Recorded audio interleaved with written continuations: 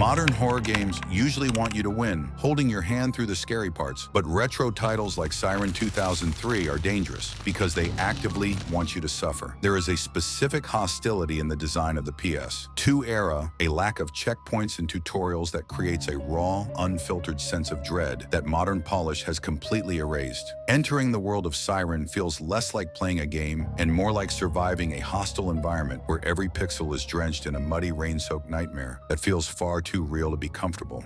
The atmosphere is a masterclass in isolation, centered around the terrified sight-jacking mechanic, which allows you to tune into the vision of the monsters hunting you. This is the game's greatest positive feature. You are forced to watch yourself through the eyes of the killer, seeing your own death approach, while you crouch helplessly in the dark. The grainy, digitized visuals and the chilling guttural sounds of the Shibito enemies create a suffocating tension that makes you hold your breath in real life, fearing they might hear you through the screen.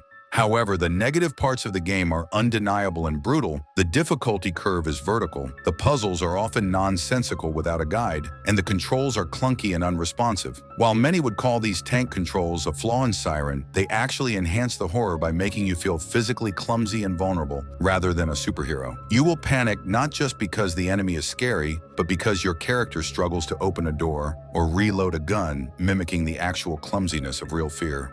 This is exactly why retro games have such a unique atmosphere of panic. The game design does not care if you get lost, confused, or stuck for hours on a single level. Siren disorients you with a fractured, non-linear timeline and obscure objectives, stripping away the safety nets we are used to and leaving you feeling genuinely unsafe. The danger comes from the realization that the game system itself is indifferent to your survival, forcing you to earn every single second of life against an intelligent, undying hive mind.